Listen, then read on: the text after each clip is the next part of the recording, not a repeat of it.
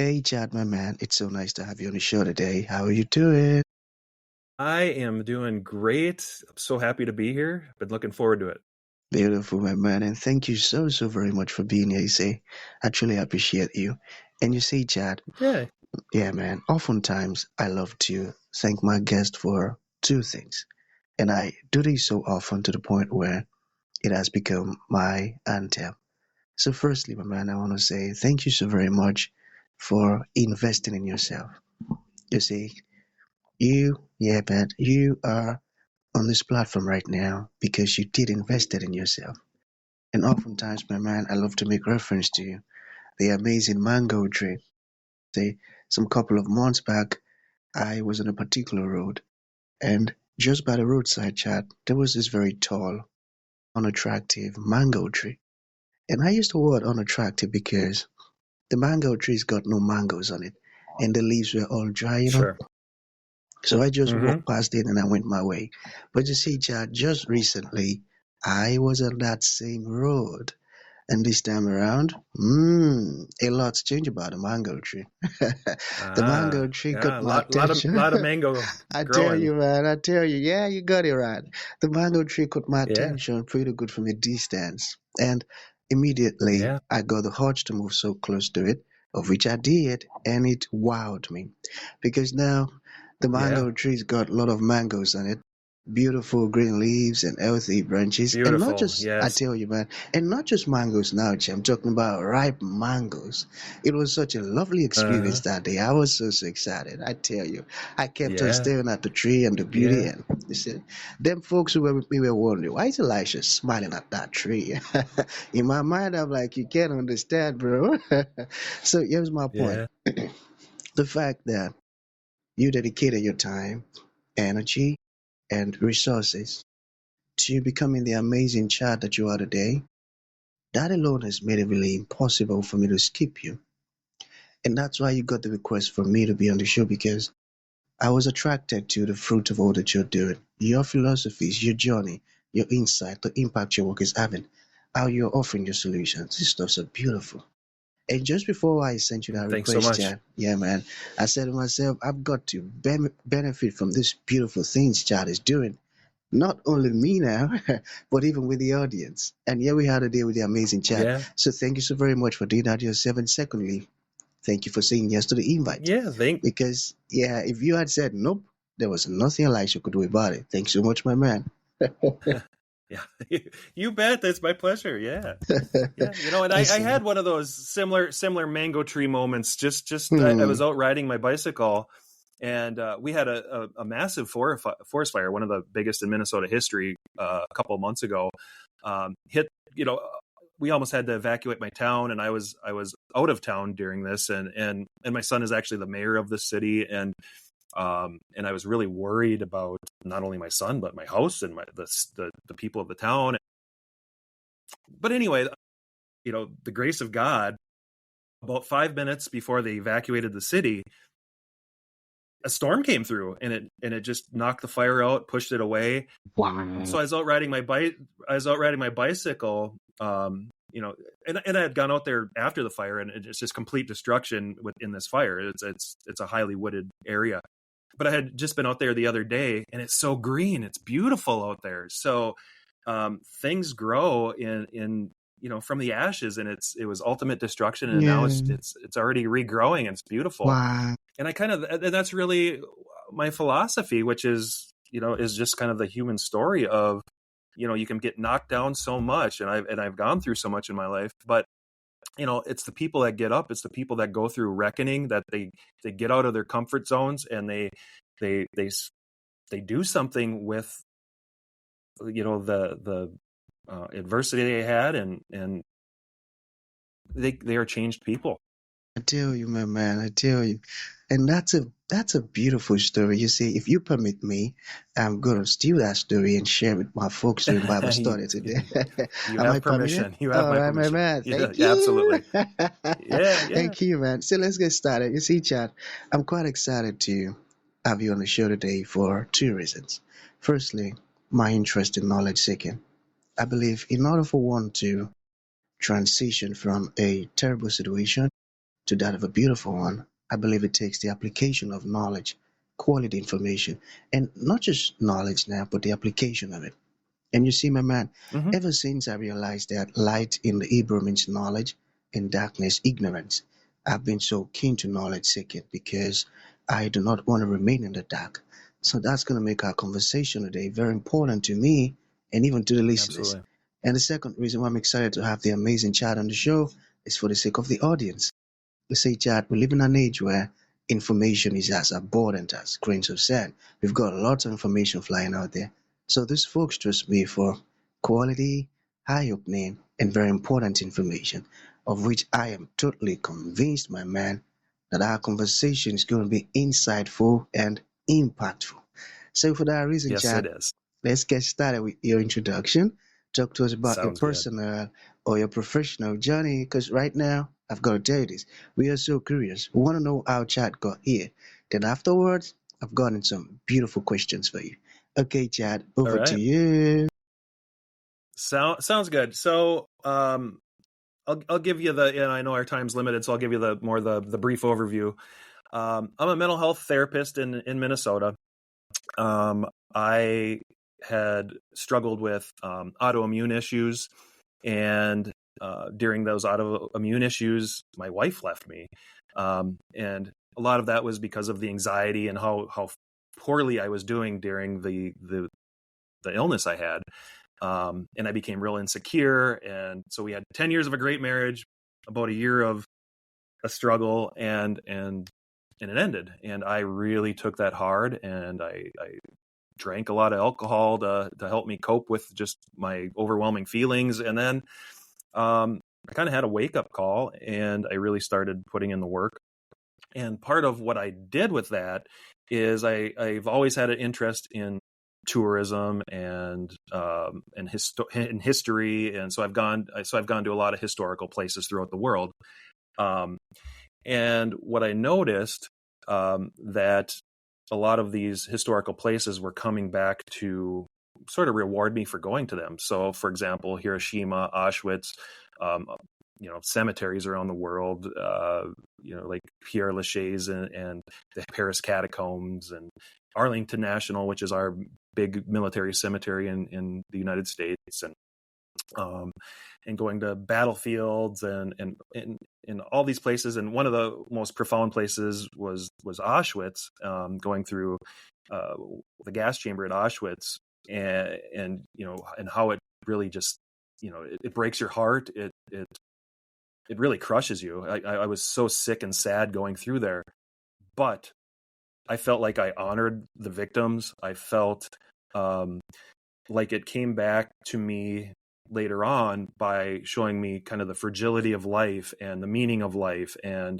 when you go to enough of these places, or you really do it with such reverence and empathy, that it really changes your life and the way you look at life. So my perspective on life has significantly shifted.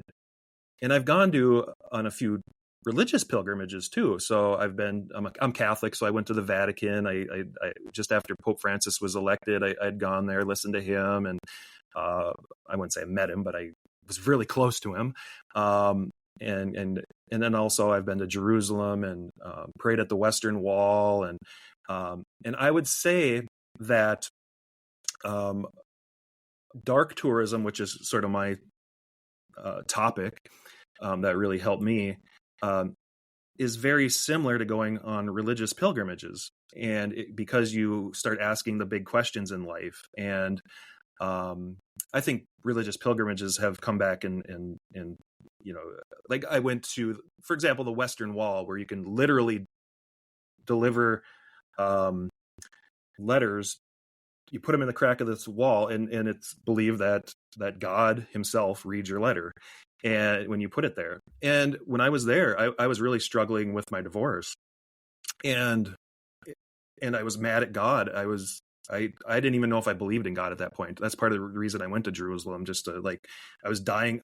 I didn't even mention this. I ended up with liver disease from these autoimmune issues, and then also my drinking contributed to it, but it was mostly these autoimmune issues.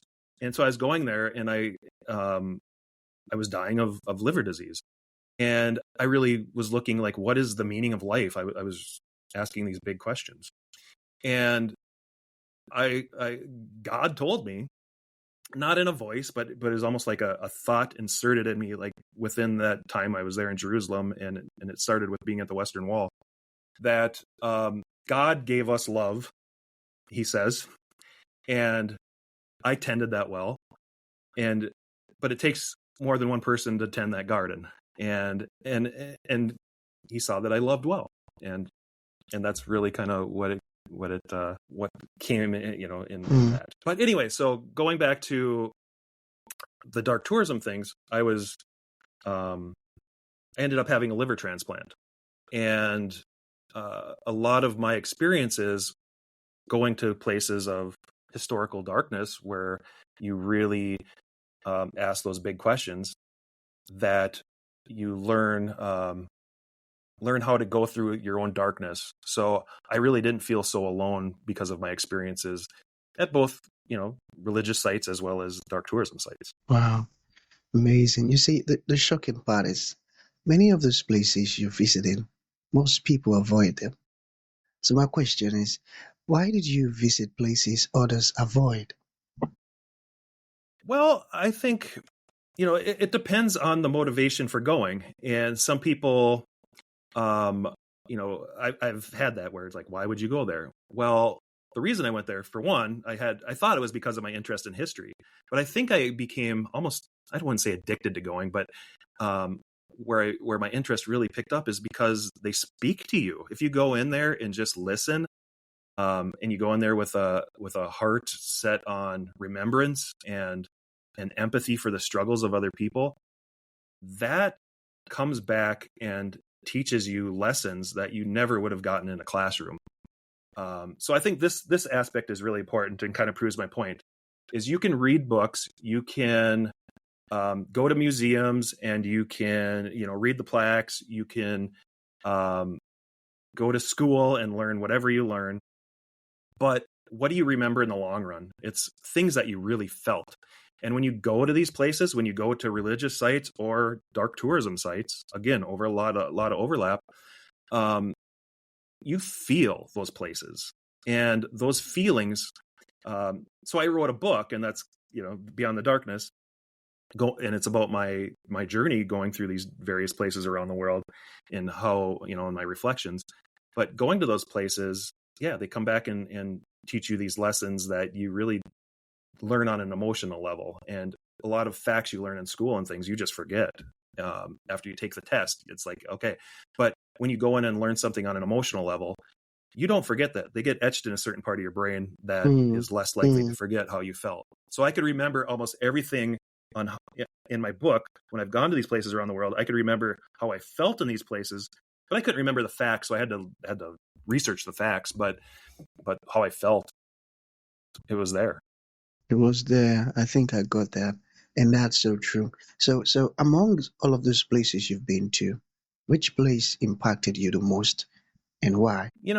I wouldn't say there's one place that impacted me the most. I would say there's a few places that were really significant, and it's where there is the most suffering. So places where there is the most suffering.